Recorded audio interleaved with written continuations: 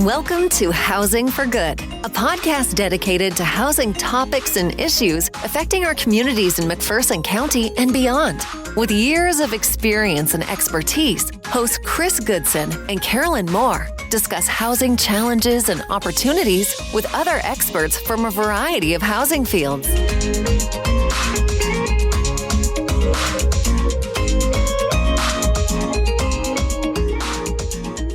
Hi, and welcome to another episode of Housing for Good. I'm Karolyn. And I'm Chris. Hey, Chris, what news do we have today? Well, the only news we have today is Brush Up Mac. We want everybody to start getting their teams together. Yes. April 26th will be our Brush Up Mac event, and that's a countywide event. So if you have somebody in Canton or Galva or Inman or Mount Ridge, wherever you want to go, get your teams together and start working in the community. We would also like to see more seniors sign up. I feel like sometimes seniors, they really have a hard time asking for help. Yes, they think somebody else needs the help worse than them. Yes. So they don't want to admit or put their name out there. The other thing I would like to say, this is also very exciting, Chris. We just went to CHS. Oh, and we did, I think that we might get a couple of teams from that organization. That would be incredible. We already have Vega that's very interested in, and then Pfizer. Pfizer has been a mainstay for years. I think we should do like a team thing to see who gets more participation. Competition? And we could have a traveling trophy that I just now thought of this, but wouldn't that be fun? We could do Somebody that. would be recognized as having the most team members or doing it the longest. And that would be a great way to make an impact in our communities and give them a little bit of recognition. Yeah. So, okay, with that in mind, if you're a business and you think that your team could take on one of these larger businesses, let's do this. Let's just do a little competition. We'll see how it ends up. Yeah, I love competition. Yeah. Okay. Very fun. All right. So for today's episode, we are going to talk with Megan Thompson and Stephanie Moss. They are from Prairie View and in Newton, and they have a very unique situation over there with their housing. But first of all, I just want to say that Prairie View in Newton and Megan and Stephanie are part of what we call a continuum of care.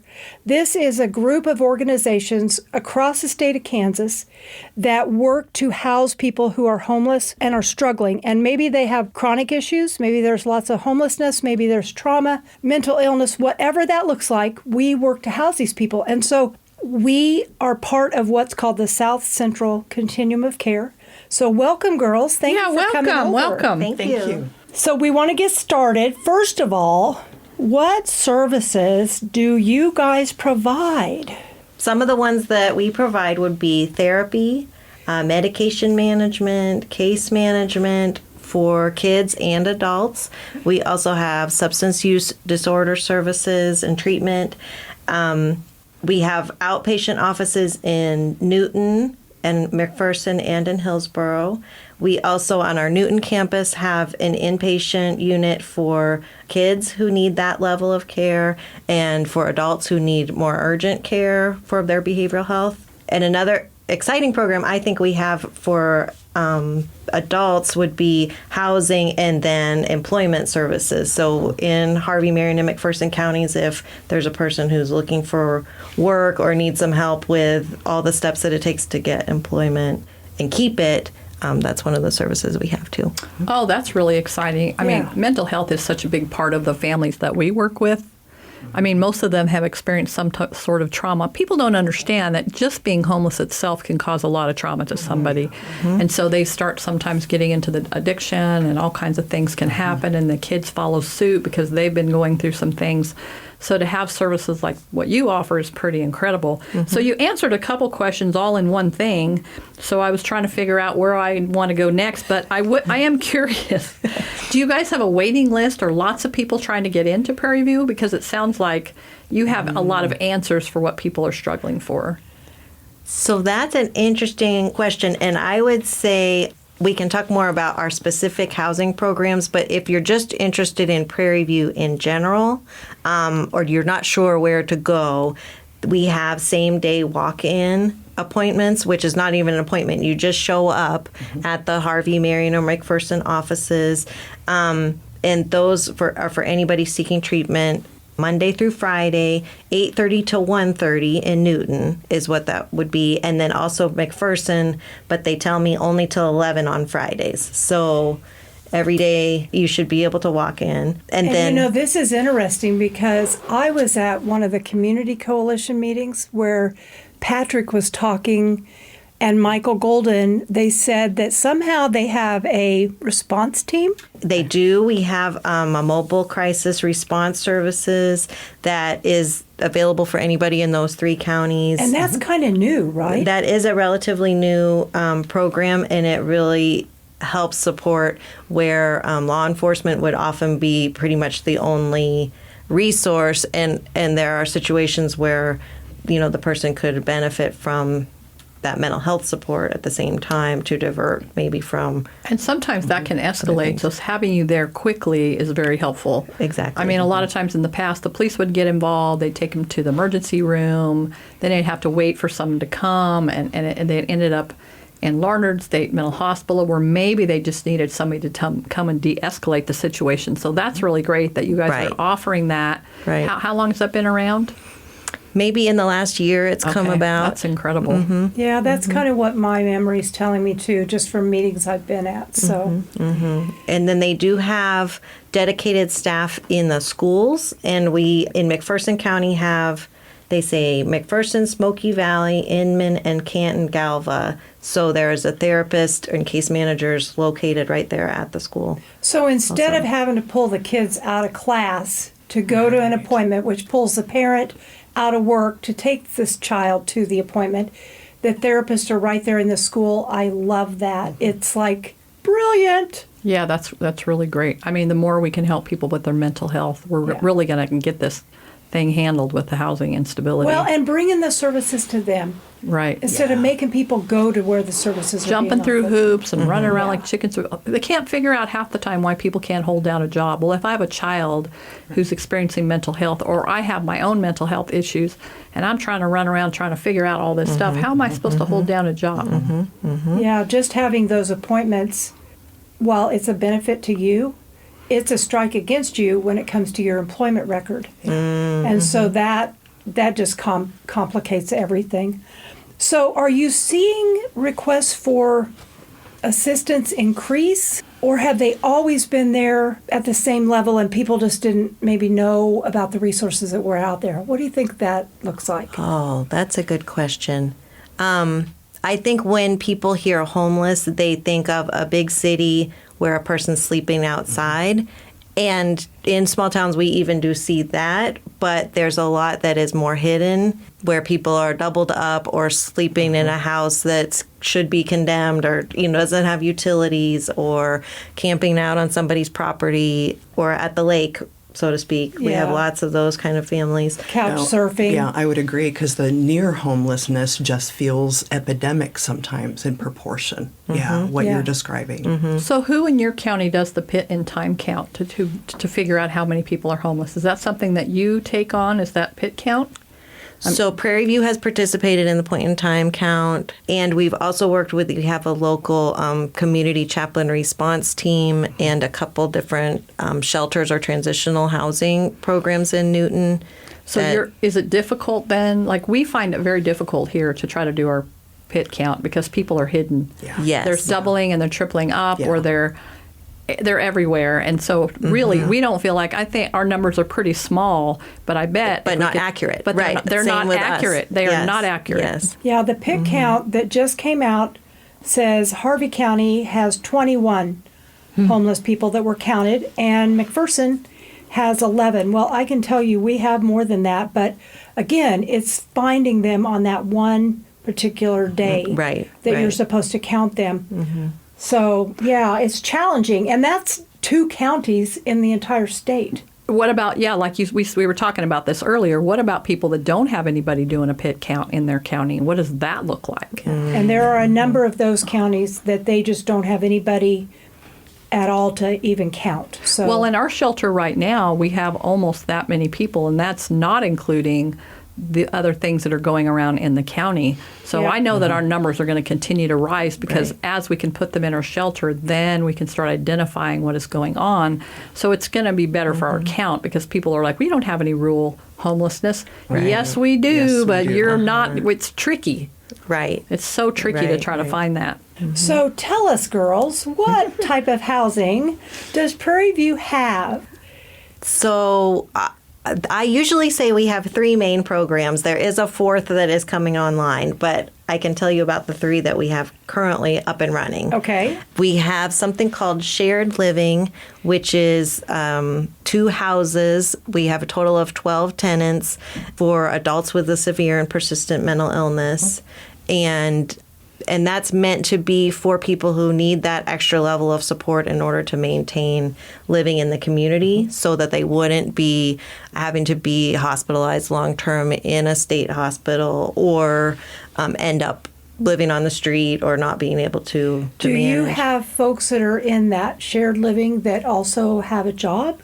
We have yes. several people in the shared living right now that have a job. Good. Yeah. And Stephanie actually has her office in one of the houses. So that adds an extra just feeling of like camaraderie among the tenants. And then they can come up with, what are we going to eat this week? Or what are we going to, do as far as, we don't like to call them chores, but, upkeeping, just that those Yeah. daily living skills that people need in order to be able to maintain. Yeah, we've really been working on building community at both of the shared living houses because it's in community that we heal. That's correct. Absolutely. So, We're yeah. not meant to do this journey by We're not. ourselves. You're right. So the more people you can put around yourself that will support you, encourage you, just walk beside you in whatever you're going through can make all the difference in the world. Okay, what is another housing option? Okay, then we have something called the leasing program or permanent supportive housing.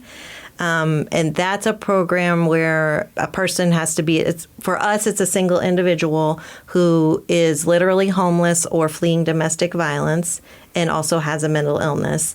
And we, Prairie View master leases their apartment. So we are the ones paying the landlord each month, but it's meant to be permanent housing. So once they're in, the first 6 months of rent is always taken care of. They don't pay anything. Then after that, they pay 30% of their income toward their rent. So it's meant to be affordable. We do furnish those apartments just to help them get on their feet and offer our case management and housing services to be, whatever else Prairie View offers, they have access to that in order to help them maintain. That's wonderful. That yeah. sounds like a great program. Yeah. What's the third one? I'm curious. The third one, it's called tenant-based rental assistance. Oh, And those funds come through the Kansas Housing Resources Corporation. I'm hesitant because we have a waiting list for that, but once every 2 years. So when I tell the public about it, I want to make sure that they know it's a limited number of spots. It's a wonderful program because it does also provide that housing subsidy for individuals or families with a severe and persistent mental illness in the 3 counties in Harvey, Marion. We have that tenant-based rental assistance program as well. And people think, well, that's a voucher, so you should be able to help me get housing. But what they don't understand is you're only able to help a certain number of people. And it's only when somebody does well enough they are able to move past it and not need that help that you can now bring another person or family in. So it gets a little tricky in, yeah, exactly, letting the public know that you have it. So, I'm curious, just talking here, when we look at all the programs that you have, do you think that if maybe they would take some of this to Topeka or Wichita with this mental health and this housing, that it could really solve a lot of what's going on if you took all the things that we're all doing and took them to these larger cities? I mean, imagine the difference it could make. If you've got Definitely. somebody with a mental illness or who's really struggling or who needs a community or all those different things. Could we solve this pretty easily if we could find the funds to build this housing that we need? Yes. well, and this also brings back to the conversation, we've talked about this before, Chris, with the ruling about Grants Pass versus Johnson. where they said you can criminalize homeless people for sleeping in public.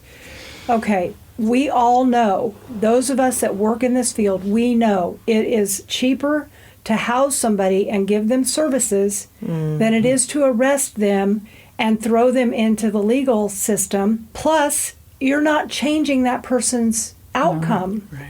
So it's And now cheaper. they have this criminal Yes, background they have a now record. that follows them forever, and then they got to wait so long, and then hopefully somebody can help them get an expungement. It's just this vicious cycle. Adding Yeah. more barriers. Adding more and more barriers Yeah. to these people that are really struggling and trying to have the decent life that that most people have, and so it makes it more and more difficult. Do you think that people with mental health issues have a lot more barriers than somebody, let's say, who's just not making enough money but still can't make it? I mean, do you think that mental health is really a huge barrier for people?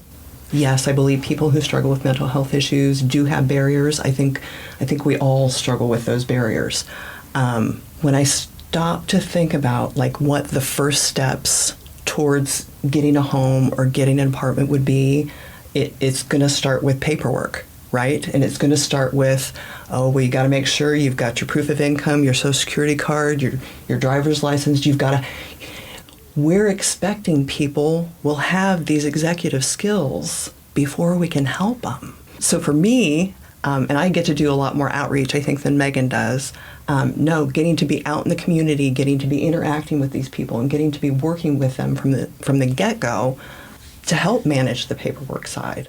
Did I go off on a complete tangent? No, there? that was so good. No, that's perfect. That's perfect. And Okay. we've said that too. If I don't have a home, how am I supposed to get some of these things? Right. How do I get my mail? How do I have? You can't get a driver's license Right. if you don't have a permanent home. I don't have a permanent home, so I can't get a driver's license. So I couldn't work if I wanted to because I have no proof of who I am. Right, which means I can't probably get SNAP benefits to help with food and housing. Yes, we love our emergency shelter cottages because it gives us 90 days to get those processes in place to start moving people forward. But yeah, I agree that people have no idea the roadblocks that we throw up in front of people who really are struggling anyway. Mm-hmm. And then we just compound it with all of our rules and stuff that we require. I think waiting lists can be a barrier and can be a discouragement. Section 8 vouchers are very difficult to get. I don't They know how are. that is in Harvey They County, are. but here we're 2 hours away from the provider. Yeah. I don't believe they have a website that you can access. And then if I'm homeless, I can't wait 18 months or however long it is, and that makes it difficult. And if I do manage to get a voucher, will I be able to find somebody willing to take that voucher? Exactly. I mean, you're right. All these barriers are like, how can we take away these barriers and educate the public to understand that we're creating our own problems by making things so difficult for people that are struggling. Right. We're just making it, and we've ignored it for so long. I'm so glad there's all this attention on this right now because I feel like slowly but surely we are able to start opening people's eyes and going, you're right. They're like, why don't they just get a job? Well, I'm going to throw you out on the street for a minute. Let's see how you do. Yeah. Let's see what it looks like for you to try to have a job. 'Cause, by the way, I'm taking your driver's license, your birth certificate, and your Social Security and your card. means of transportation. I'm taking away that from you. I'm going to go put you over there. If you want, I mean, that's what we should do. Just have a deal where we just toss somebody out there, take away all their stuff and say, okay, figure it out. I need you to figure out how to do the things you need to do with these things taken away from you. Let's see how good you are. Right. Yeah. I think we would open up some eyes. I bet they wouldn't last 24 hours, and we would really open up some eyes as to what these people are facing and how hard it is. No, I would agree. Yeah, I would agree. that makes me think of like how we decide in mental health, like how much to help or what, like what are the services we can offer. And I was thinking it's kind of like if I ask the question, well, would I want this for my loved one? If this was my mother or my, grandmother or child, would I want them to have a safe place to be while they're figuring this out? Like, of course. And yes. Yeah. And Okay, that brings me to another question that just popped into my brain. Are you guys seeing requests from the elderly population go up at all for your services? I mean, we often do with the walk-ins. That's really helping, so that people can come in whenever they have a relative or somebody that, and then we're able to kind of keep them connected better than maybe in previous. We have years. watched our number of calls from the elderly community go up in the past year or so, being priced out of their housing, facing the loss of a loved one, and now I can't pay my rent. Yes. Yeah. And Do I pay my rent, my utilities, or do I eat this month? or do I buy my Right. medication? that I need? What does that look Correct. like? What does Correct. that look like? Yeah. So that's really hard. One question, something that popped in my brain just now when you were talking about would I want this for my loved one? So one of the things that we've done was our cottages are absolutely beautiful. It's really important. We had somebody that walked through it and they said, these are for homeless people. I would live here. And I'm like, why would we expect them to live in anything less than I would live in? We want them to be surrounded by beauty and comfort. We want them to see what is possible and that their life can change for the better. That's really important to us. Right now we're looking at adding a butterfly garden to our cottages and some really cool statues, and people are like, what are you spending the money for that? Well, we're spending the money for that because we need to change the conversation around what is going on, and people need to feel like they matter. How can we make people feel like they really matter and that we want the best for them? Well, the one way you do that is to create an environment that kids can say, I got to live there. Not I had to live there, but I got to live there. I got to live in those tiny homes for this much time, and now we have our own place, and life is completely different. That's really important for us from the McPherson Housing Coalition, is to create beauty and to have the neighborhood come around and say, because when we first started our project, man, we had people all up in arms, and not everybody, just the people in the direct neighborhood. And now they're like, man, that looks better than what everything else is around us, right? So we want to create beauty. We want to add to a neighborhood and be part to see the neighborhood thrive. Definitely. And so, So, ladies, when you first came to our office, you mentioned there's a new housing project. Ground has been broken, but nothing's being built yet. Do tell us what is going on. Are you allowed to tell us? well, it's been public, yeah. Okay, good. Yay.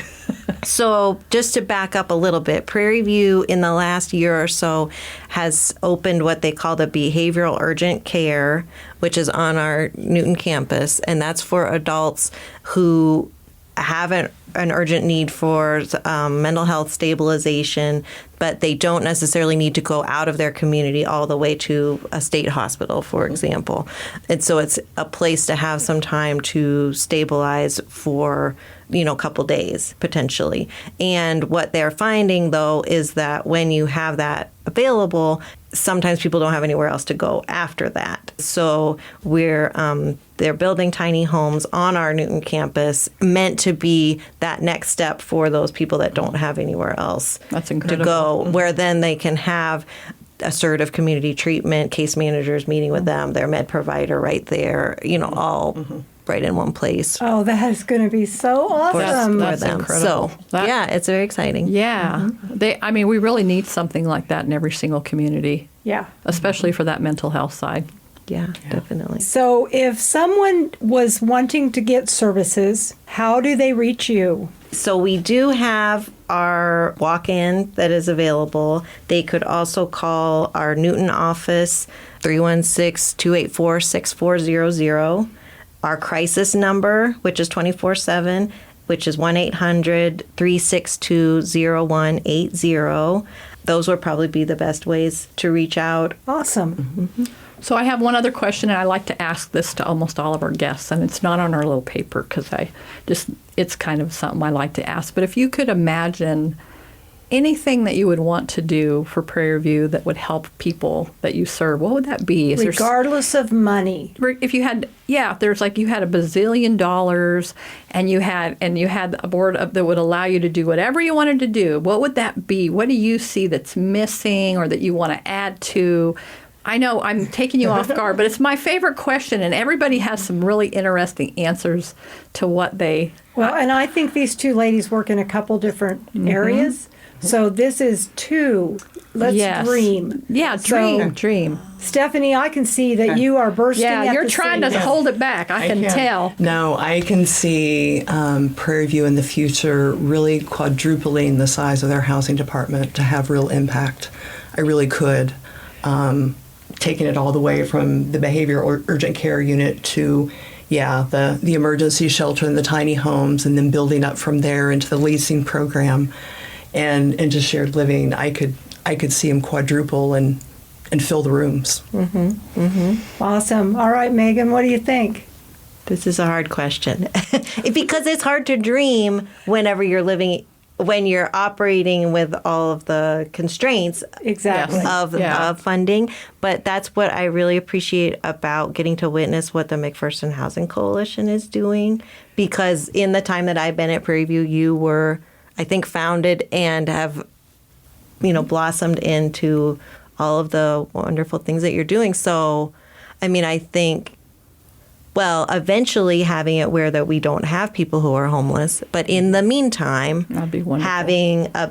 having a room or a house for anybody who needs it, in our area, that we would just get to the point where as soon as somebody walks in the door, we can say, okay, we can move you in today so that you're not unsafe or out on the street. What a wonderful, Something that's like that. wonderful. Yeah. Those were, see, I told you, those were great responses. Favorite part of the interview. That's my favorite part every time. I just love when people think outside the box. So that's me. I didn't know there was a box even when I was born. I just kind of have always dreamed, and then I just figure it out. I'm able to figure it out, and Karolyn and Joey are a big part of that. And so we've been able to really move forward because we have great people. I tell them, think about the most craziest thing and let's figure out how to make it happen. And Yes. so that's What are the wonderful. roadblocks? Chris asks this regularly when we have our meetings, our team meetings. It's like, what are the roadblocks that your families are facing? And how do we take care and remove that roadblock? What does that mean?